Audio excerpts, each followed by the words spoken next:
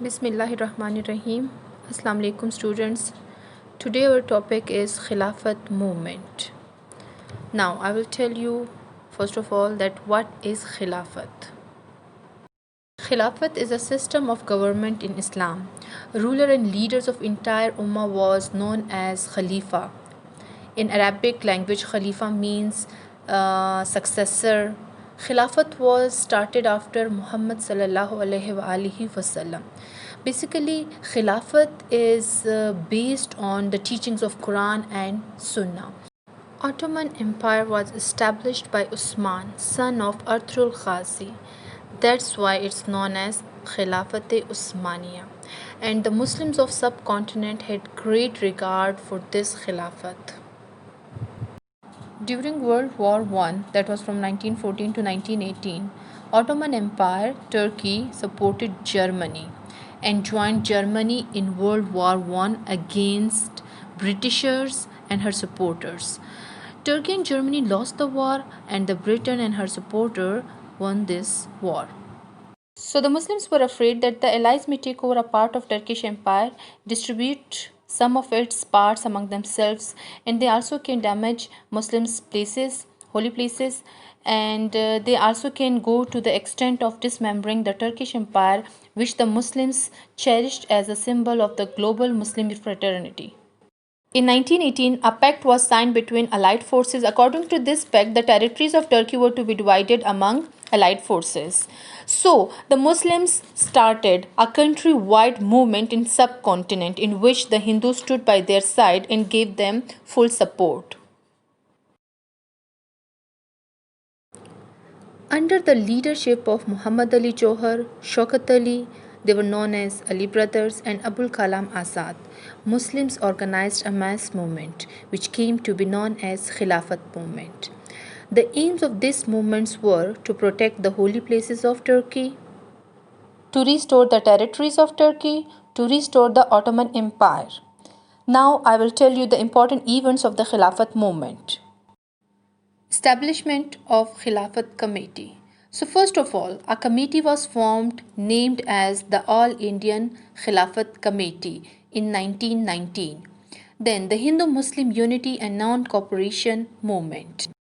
In 1919, Indian National Congress decided to support Muslims on Khilafat issue, and they authorized Gandhi to give a roadmap for this matter. Gandhi gave a program of non-cooperation against the government which was to be executed in 4 stages. A delegation headed by Maulana Muhammad Ali Johar was sent to London in 1920 to explain Indians' point of view regarding Khilafat. But the British government refused to give an ear, and this delegation had some meetings with general public, and it returned unsuccessful in October 1920.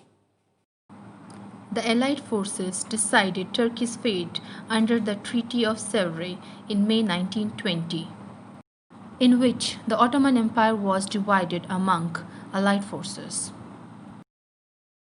After this treaty, Maulana Muhammad Ali, Maulana Shaukat Ali, Maulana Zafar Ali Khan, Maulana Abul Kalam Azad, and Maulana Hazrat Mohani set the Indian emotion at fire with their speeches. And on 1st August 1920, under Khilafat Committee, Gandhi started non-cooperation movement in subcontinent. Under non-cooperation movement, government servants resigned services, courts were boycotted, students all over India quit educational institutions, and many British title holders surrendered their titles. After this, Ali brothers were imprisoned because they were active members of this movement.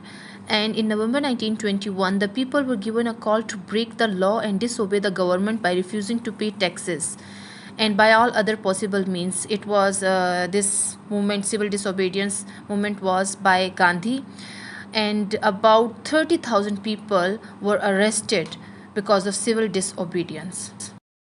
Moplas were a Muslim community settled on the South Indian shores. They claimed to be the descendants of the Arab traders. In the year 1921, there was a clash between the Moplas and the Hindu business lords on the area.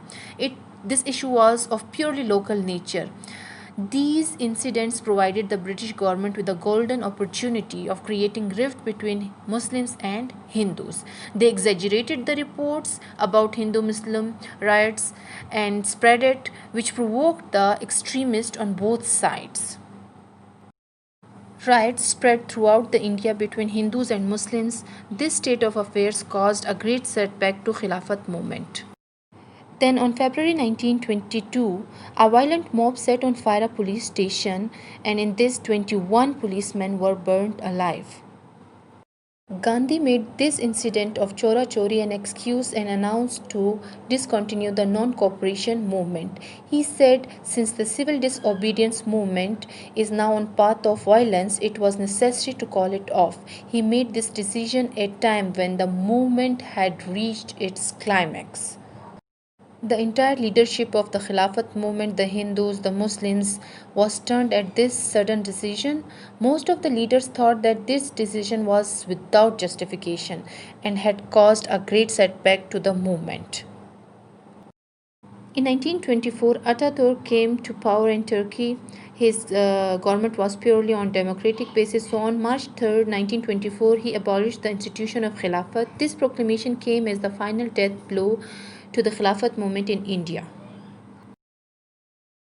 Now, what were the results and consequences of Khilafat movement? So, first of all, it was the beginning of common man's politics in the subcontinent. It was the first popular movement which touched almost all parts of the subcontinent. It was through Khilafat platform that the leaders of public opinion came very close to the common man. It gave people the consciousness which was to serve as a motivating force behind the Muslim struggle for the achievement of Pakistan. Secondly, it was an important step towards the liberation of India from the British rule. It helped the British rulers to understand that it was impossible to keep India under their control forever. They started to make their mind to quit. Then it was training of national consciousness for the Muslims because Khilafat movement helped in ending the un-Islamic ideology of separation between religious and politics. Khilafat movement was one such movement which was based on a religious concept and was led by the ulamas as its leaders. Khilafat movement was consolation for the Turk soldiers because speeches and sentiments of the Khilafat leaders were translated and spread in Turkey, and it gave the Turk soldier courage to consolidate and strengthen their position in the areas left for Turkey after the war was over and drive the enemies out of the Turk areas. Last point is success of a moderate approach. The moderate Muslim leaders like Allama Muhammad Iqbal and Qaid-e-Azam Muhammad Ali Jinnah were second to none in their sympathies for the Turks, but they did not indulge themselves in the politics of agitation. They believed that non-substantial success can be achieved through emotional and agitation politics. Result proved that these leaders were right. Failure of the Khilafat movement enhanced people's trust and confidence in moderate politicians. So students, the Muslims had learned an important lesson that they could not trust Hindus nor Britishers. They had to create unity among themselves to emerge as a nation. The Khilafat movement in this respect brought in the concept of nationhood for the Muslims of India. Students, your assignment is what is the importance of Khilafat movement in the political history of subcontinent?